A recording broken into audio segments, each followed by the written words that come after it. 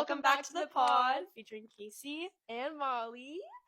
So Casey, what are we talking about today? We are going to be talking about one of the most devastating, world-shaking deaths in history, may I say. You may. The death of none other than Michael Jackson. Very the big devastating. MJ, the big moonwalker, the big hee-hee, the big Shaman. The skinniest Jackson. The skinniest Jackson! Right. So I want to talk about this just because I feel like it's been pretty relevant with a new biopic coming out, #1 in the world. Oh, such a good movie. By the way, such a good movie. I'm seeing it for the 4th and 5th time this weekend. Oh. So yeah, I just want to talk about it because I think that when presented the information, we can all draw our own conclusions, but I would like to shed some light on the truth of what happened, and we'll put out all the facts, and near the end, we'll conspiracize and go through and comb out all the inconsistencies. Let's kick this off with just do you want to explain the general general information about what happened? Yes. Okay, so to give a baseline, we're going to be going back and forth with a lot of different information just because what happened and what was said happened are two very different things. So just to lay out baseline, on June 25th, 2009, Michael Jackson died of propofol poisoning. So when I looked this up initially, funny enough, it was actually considered a drug cocktail is what they called it. Goodness. I know. So there was a lot of different sedatives and anesthetics in his system when he died, and when they ran through the toxicology report and all the blood work, they did find, disturbingly, that that was what happened, and they ruled it a homicide. So the people involved were Michael Jackson, and then primarily Conrad Murray. And who is that? Would you like to explain? Yes. So Conrad Murray is essentially the person who was trusted with Michael Jackson's life. So Bill, Michael Jackson's kind of personal assistant, bodyguard kind of guy, died approximately 4 years before this happened, which is kind of funny to think about. He only lasted 4 years without this guy, and he was around in during Jackson 5 era. Yeah, so Bill was great. He was with him for a really long time, and he really trusted Bill. But anyway, Michael Jackson had a lot of health complications throughout his life. One really big one, blaring one, I guess, to me would be the Pepsi incident, where his hair caught on fire because specifically the kind of hairstyle that he had was very flammable, and the reckless use of fireworks during a commercial. And he got 3rd-degree burns from that, right? Yes, and really bad nerve damage around his cranium kind of area. Yes. Boycott Pepsi. It's not even good. Facts. Don't even drink it. Dr. Pepper's better. Exactly. And then Coke, and then Pepsi's down here. Yeah, Pepsi's down here. I'd rather drink Fanta than I would take Mountain Dew before Pepsi at this point. That's okay. That's awful. I know it's a little far, but it's not bad. Anyway, so he was against medication for a pretty long time, and then all of a sudden, when this happened, he was forced to be put on a lot of different pain medications, and then throughout his life as it advanced, especially with a lot of the kind of media speculation about him, which was proven wrong, by the way, in court because of a lack of forensic evidence. On all counts. On all 14 counts in 2 different trials. Dang. Wasn't even serious enough to go to actual court. It went to civil court. So Bang. Just to clear that up before we talk further about this.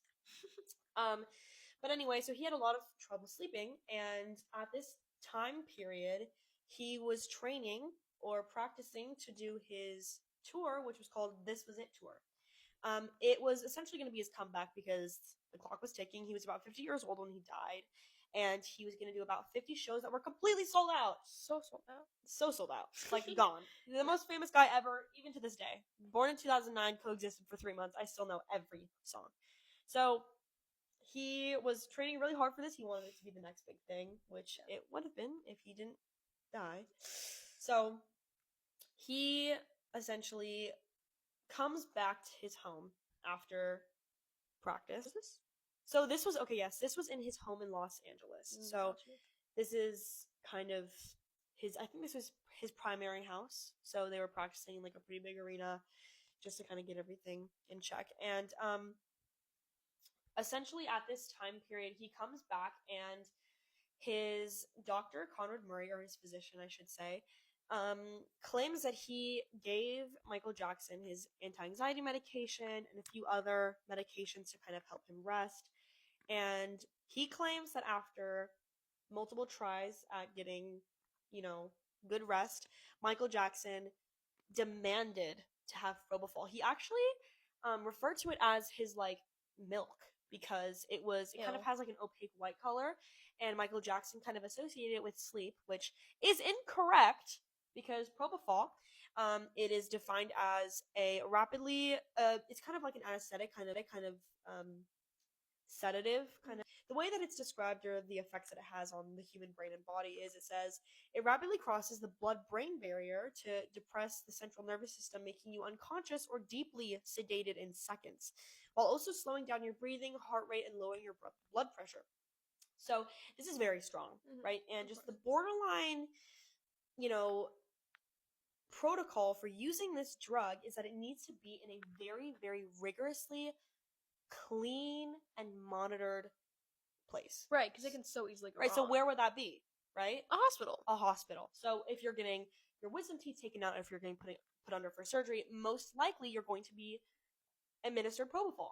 It's pretty fast acting, and you're able to wake up and be back to normal within like a day or so. It's a very serious drug. So Right. because of its effects on lowering your blood pressure and slowing down basically your entire body and like lowering its guard, basically saying like, I don't need to remember to breathe, it's very easy to go into cardiac arrest. And it's probably something that's not best used every day. No, definitely not, which can like obviously lead to a lot of different issues. So the protocol as well is that it needs to have a lot of hospital equipment. Things such as an EKG machine, a pulse oximeter, and obviously an emergency recessive kit, because if someone is going through cardiac arrest, you got to get to that fast. Yeah. Because of how restricting it is of the veins and the blood vessels, when you lose oxygen to your brain when you're on this drug, it is damaging very fast. So even if you are on this medication heavily and you are unconscious or your brain stops receiving blood and oxygen, you will have severe brain damage even if you're recessed. So it's very serious. It's not to be played around with. But he claims that Michael Jackson demanded more, trying to wean him off of the drug because he had been using it to help him sleep. And this drug is used to make people unconscious. It is not used for, quality rest. Like, it's not like sleeping in or, having a good night's sleep. No, this is just pausing your brain's activity. You're not going to wake up feeling rested. You're not going to wake up feeling rested. You're just going to wake up exactly how you fell asleep. So he gives him this medication. He claims that he gave him 25 milligrams. And he says that he was monitoring him while he was unconscious. And then he leaves to go to the bathroom, takes a few phone calls, comes back that he had stopped breathing. And then he says that he tries to do CPR on him and then calls the paramedics or 911. So this was his story. He says that he gave him 25 milligrams after he asked him to, that he was there, went to the bathroom for 2 minutes, took a few phone calls, came back, Michael Jackson was dead, he tried to resuscitate him, and he immediately called the paramedics. So that is the basis of his claims. After that, he's rushed to the UCLA hospital in the area. So they tried to resuscitate him for, I think, about an hour.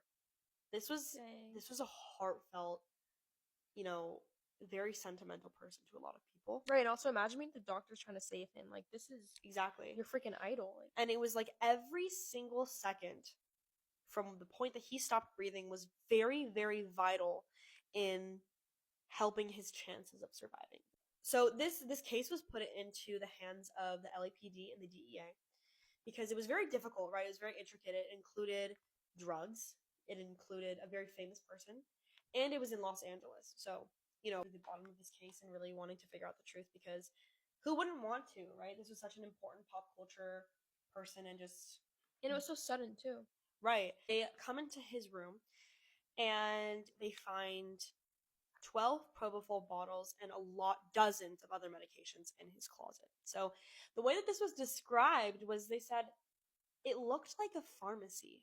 There were such an abundant amount of different medications, like anti-anxiety medications, sedatives, so many different things for so many different reasons. No one should ever have that much of, especially not at one time, especially someone who's unstable mentally. They also found medical equipment, but I think honestly, it was more concerning the lack of medical equipment. Like they found an IV bag, needles and syringes, and then an empty oxygen tank.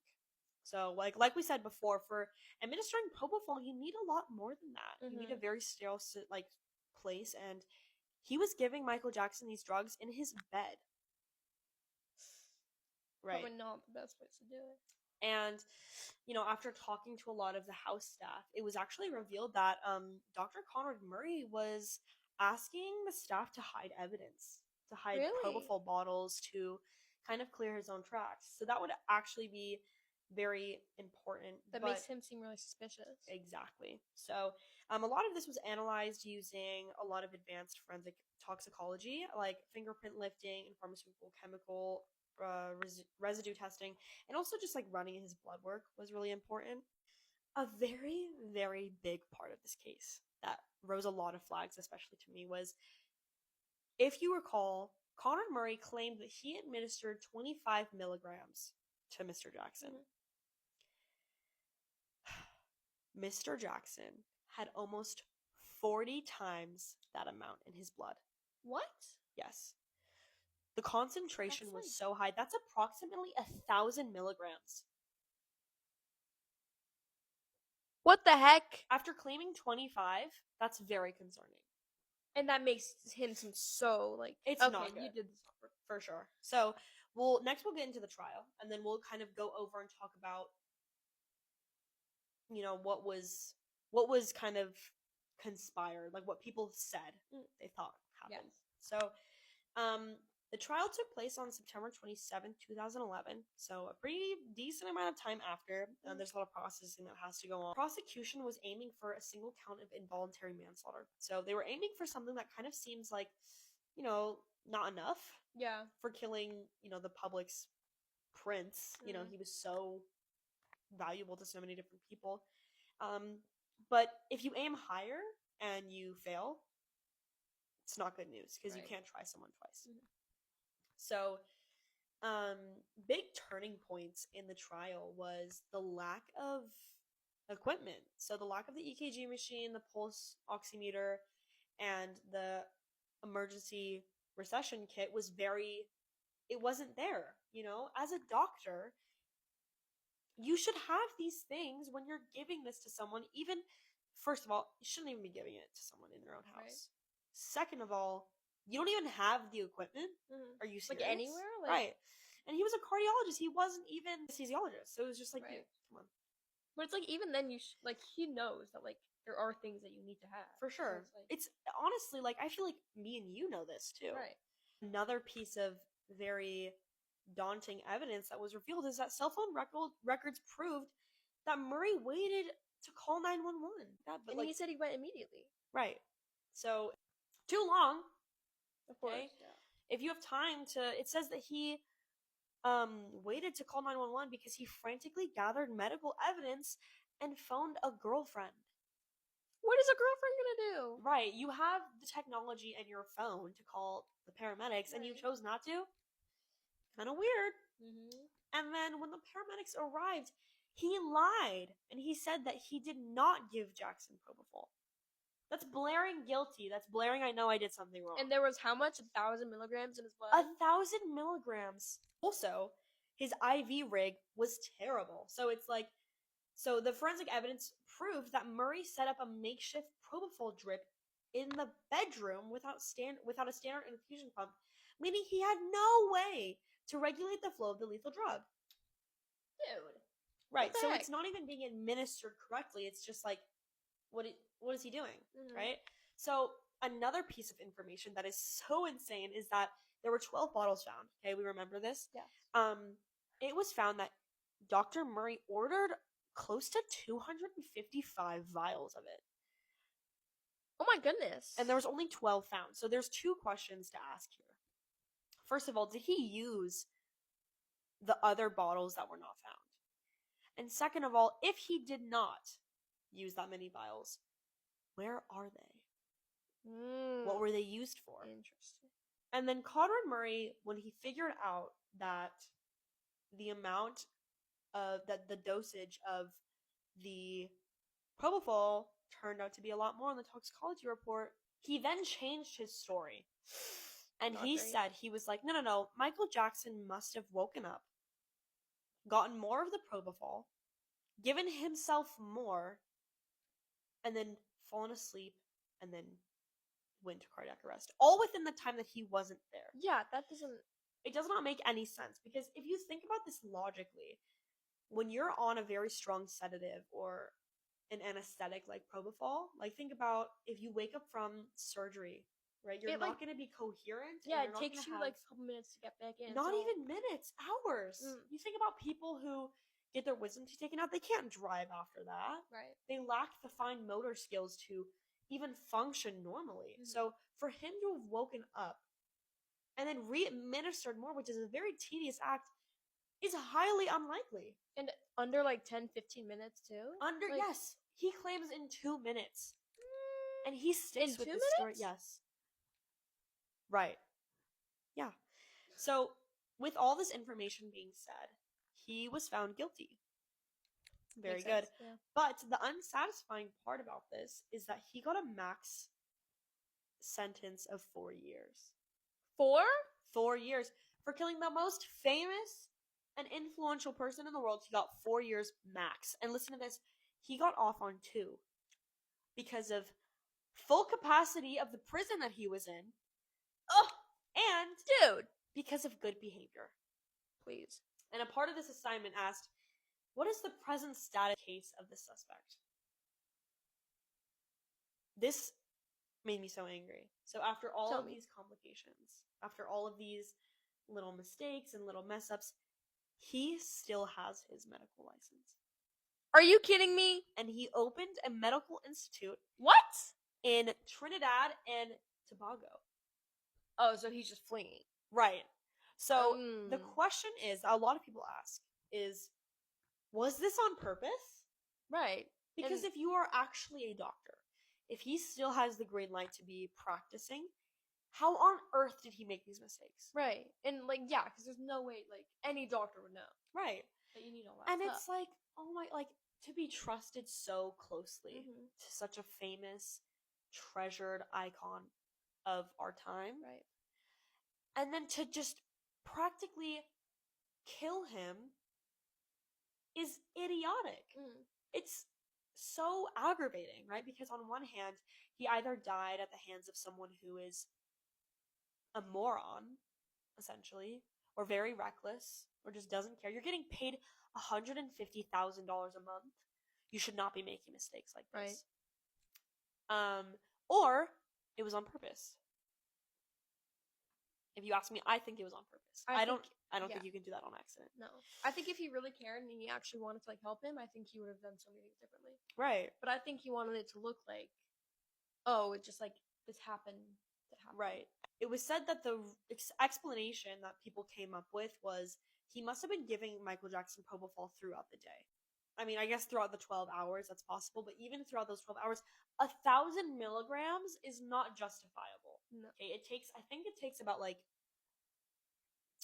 maybe, I think it's like around 100 to fully sedate someone for a very invasive surgery. So we're talking like open heart surgery. So to be under 10 times that for That's a just night's asking sleep, for death. Like, exactly. And he died doing that. That's Mhm. exactly how he died. Mhm. Michael Jackson, the most important person or the most influential, head-turning person of the time, died. due to someone else's laziness. Exactly. How can you be so reckless with a life that is so precious? That's how he died. And if you ask me, I think it's because he was very outwardly pro-Palestine. Really? And his superiors, as he tried to release a song called Don't Cry Palestine after doing a show in Iran Mm. or Iran. And after he figured out all the suffering that a lot of Palestine kids faced, he wrote a song that's called Don't Cry Palestine. And when he presented it to his producers, they said no.